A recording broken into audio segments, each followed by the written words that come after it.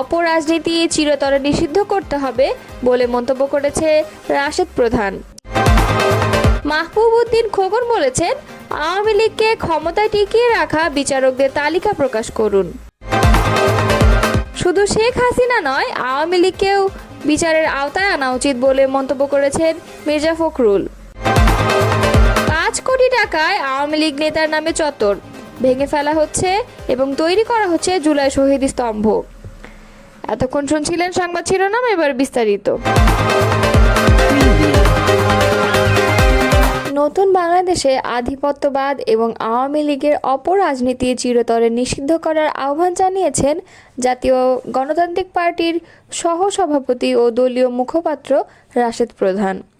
বুধবার বরিশালের town hall Hatem Ali college চৌমাখা এলাকায় গণসংযোগ ও লিফলেট বিতরণ শেষে পথসভায় সংক্ষিপ্ত বক্তব্যে অন্তর্বর্তী সরকারসহ সংশ্লিষ্টদের প্রতি তিনি আহ্বান জানান। জুলাই গণঅভ্যুত্থানে স্মরণে এবং আগামীর বাংলাদেশ গড়ার লক্ষ্যে জাগবার মাসব্যাপী কর্মসূচির 9ম দিন ছিল বুধবার রাতে জাগবার এক সংবাদ বিজ্ঞপ্তিতে এ তথ্য জানানো হয়েছে। জাতীয় রাজস্ব বোর্ড এনবিআর-এর সাম্প্রতিক আন্দোলনের প্রসঙ্গ টেনে রাশেদ প্রধান বলেন, এনবিআর সংস্কার অধ্যাদেশের বিরোধিতার অজুহাতে 61 দিন আন্দোলন, কমপ্লিট শাটডাউন, সরকারের বদলি আদেশ ছিঁড়ে ফেলার ঔদ্ধত্যপূর্ণ আচরণ কোনো সাধারণ ঘটনা নয়। খালি চোখে সাধারণ আন্দোলন মনে হলেও এটি ছিল পার্শ্ববর্তী একটি দেশের পরিকল্পনা এবং ইন্ধনে অন্তর্বর্তী সরকার উৎখাতের গভীর ষড়যন্ত্র। তাই শুধু চিহ্নিত আন্দোলনকারী নয়, বরং এনবিআর-এর উপর মহল থেকে সবার বিরুদ্ধে সরকারের তদন্ত করা উচিত। তিনি বলেন, গত 5 আগস্ট আওয়ামী লীগের পরাজয়ের পর থেকে দেশে একের পর এক ষড়যন্ত্র চলছে। অন্তর্বর্তী সরকার এবং দেশের জনগণকে সতর্ক থাকতে হবে। নতুন বাংলাদেশে আধিপত্যবাদ এবং আওয়ামী লীগের অপরাজনীতি চিরতরে নিষিদ্ধ করতে হবে।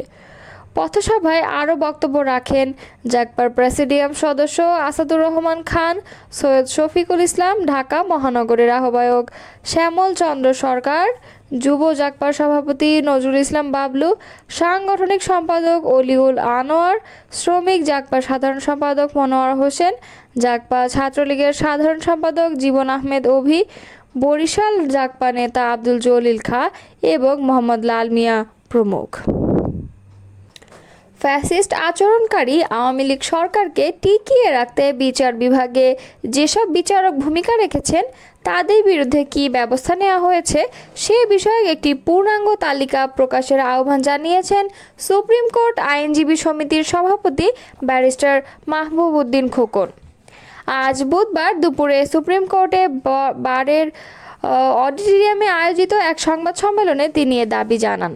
মাহবুব উদ্দিন খোকন বলেন, সরকারকে ক্ষমতায় ধরে রাখতে যেসব বিচারক সহায়ক ভূমিকা পালন করেছেন তাদের চিহ্নিত করতে চাইলে তা খুব বেশি সময়ের ব্যাপার নয়। সরকার এবং প্রধান বিচারপতির সদিচ্ছা থাকলেই তা সম্ভব।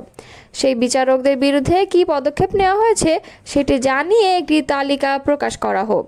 তিনি আরও বলেন, ঢাকার বাইরে হাইকোর্টে স্থায়ী বেঞ্চ স্থাপন করতে হলে সংবিধানের 8ম সংশোধনী মামলার রিভিউ আবশ্যক।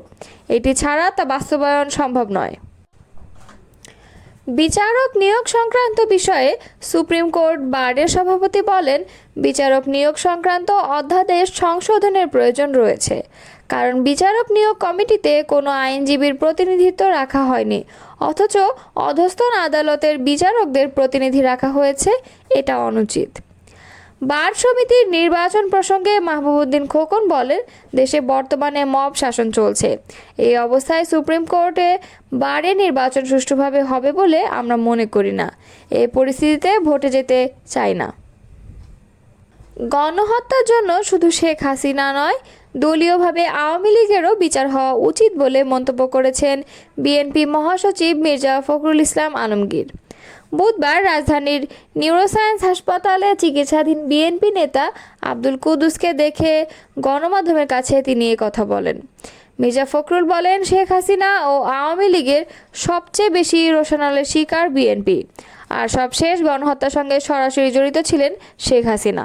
নির্বাচন আর সংস্কার কখনো সাংঘর্ষিক নয় দাবি করে বিএনপি মহাসচিব বলেন, দেশের জনগণ নির্বাচন চায়।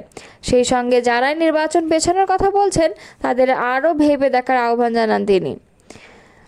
এ সময় সব রাজনৈতিক দলকে ঐক্যবদ্ধ থাকারও আহ্বান জানান বিএনপি মহাসচিব। বাংলাদেশ নারী ফুটবল দলের তারকা ঋতুপর্ণা চাকমার মায়ের চিকিৎসায় পাশে দাঁড়ালো বাংলাদেশ জাতীয়তাবাদী দল বিএনপি। বুধবার সকালে বৃষ্টি উপেক্ষা করে কর্দমাক্ত ও জলাবদ্ধ পথে হেঁটে ছড়া মারিয়ে ঋতুপর্ণার মায়ের শারীরিক ও স্বাস্থ্যের খোঁজ নিতে তাদের রাঙামাটির কাউখালী উপজেলার ঘাগড়া ইউনিয়নের দুর্গম মগাইছড়ি গ্রামের বাড়িতে গেছেন দলটির সিনিয়র যুগ্ম মহাসচিব রুহুল কবির রিজভী। এ সময় রুহুল কবির রিজভী বলেন, জাতীয় নারী ফুটবল দলের খেলোয়াড় ঋতুপর্ণা চাকমার মা অসুস্থ। এই খবর শুনে বিএনপির ভারপ্রাপ্ত চেয়ারম্যান তারেক রহমান দ্রুত ঋতুপর্ণা চাকমার মায়ের সঙ্গে দেখা করার নির্দেশ দেন। নির্দেশনা পেয়ে মগাইছড়ি গ্রামে তার বাড়িতে আসি। ঋতুপর্ণার মায়ের সঙ্গে দেখা করে তার রোগমুক্তির প্রার্থনা করেছি, তাকে তারেক রহমানের সহযোগিতা পৌঁছে দিয়েছি। তিনি আরও বলেন, মগাইছড়ি গ্রামে যাতায়াতের সড়ক নির্মাণ নিয়ে গত 17 বছর ধরে উন্নয়নের যে বুলি উড়ানো হয়েছে, আজকে আমরা এখানে এসে দেখতে পেলাম তার বাস্তব প্রমাণ কিছুই নেই। এ সময় প্রয়োজনীয় সংস্কার শেষ করে দ্রুত জাতীয় নির্বাচন দেওয়ার দাবিও তুলে ধরেন তিনি। এ সময় দলটির পক্ষে ঋতুপর্ণার মা বসুপতি চাকমার যাবতীয় চিকিৎসার দায়িত্ব নেওয়ার আশ্বাস দিয়ে তার ও পরিবারের প্রতি দলের ভারপ্রাপ্ত চেয়ারম্যান তারেক রহমানের শুভকামনা ও সহমর্মিতার বার্তা পৌঁছে দেন তিনি। জামালপুরে প্রায় 5 কোটি টাকা ব্যয়ে আওয়ামী লীগের সাংগঠনিক সম্পাদক মির্জা আজমের নামে তৈরি করা মির্জা আজম চত্বর ভেঙে ফেলা হচ্ছে। সেখানে জুলাই শহীদদের স্মরণে স্থাপন করা হবে জুলাই শহীদ স্মৃতি স্তম্ভ। চত্বরটি নির্মাণে ব্যয় করা হয়েছিল 4,96,00,000 টাকা। এর আগে গত বছর 5 আগস্ট আওয়ামী লীগ সরকার পতনের দিন ওই চত্বরটির নাম পরিবর্তন করে বিজয় চত্বর নাম দেয় ছাত্র জনতা। বর্তমানে এই নাম পরিবর্তন করে স্থাপন করা হচ্ছে জুলাই শহীদ স্মৃতি স্তম্ভ। মঙ্গলবার থেকে শহরের শেখের ভিটা এলাকায় জামালপুর দেওয়ানগঞ্জ বাইপাস সড়কের জামালপুর মাদারগঞ্জ দেওয়ানগঞ্জ মোড়ের মধ্যবর্তী স্থানে নির্মিত চত্বরের স্থাপনা ভাঙার কাজ শুরু করেছে গণপূর্ত বিভাগ। জানা গেছে, গণপূর্ত অধিদপ্তরের তত্ত্বাবধানে জামালপুরেও সারা দেশের মতো স্থাপন করা হবে জুলাই শহীদ স্মৃতিস্তম্ভ। জামালপুর শহরের পশ্চিমে ছাত্র জনতার নামকরণ বিজয় চত্বর ভেঙে এখানে জুলাই শহীদ স্মৃতিস্তম্ভ নির্মাণের উদ্যোগ নেওয়া হয়েছে। এই সিদ্ধান্তকে স্বাগত জানিয়েছে বৈষম্য বিরোধী আন্দোলনে নেতৃত্ব দেওয়া ছাত্র জনতা। 2023 সালে 4,96,00,000 টাকা ব্যয়ে আওয়ামী লীগের সাংগঠনিক সম্পাদক ও জামালপুর 3 আসনের সংসদ সদস্য মির্জা আজমের নামে নির্মাণ করা হয় মির্জা আজম চত্বর। চত্বরের মধ্যবর্তী স্থানে নির্মিত স্থাপনাটির চারদিকে বঙ্গবন্ধু শেখ মুজিবুর রহমানের বিভিন্ন প্রতিকৃতি ছাড়াও শেখ হাসিনা ও মির্জা আজমের প্রতিকৃতি ছিল। এছাড়াও সড়কের দুই পাশে সেই সময়ের আওয়ামী লীগের সরকারের বিভিন্ন উন্নয়ন কর্মকাণ্ডের প্রতিকৃতি ও পানির ফোয়ারা নির্মাণ করা হয়।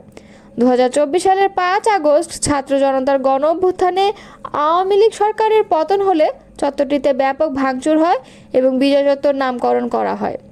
এই বিষয়ে জানার জন্য গণপূর্তের নির্বাহী প্রকৌশলী মোহাম্মদ জাকির হোসেনের সঙ্গে একাধিকবার যোগাযোগের চেষ্টা করা হয়েছে, কিন্তু তিনি ফোন রিসিভ করেননি। জামালপুর সদর উপজেলা নির্বাহী কর্মকর্তা জিন্নাত শহীদ পিঙ্কি জানান, জুলাই শহীদদের স্মরণে জুলাই শহীদ স্মৃতিস্তম্ভ নির্মাণ করা হবে, এজন্য বিজয় চত্বর ভেঙে ফেলা হচ্ছে।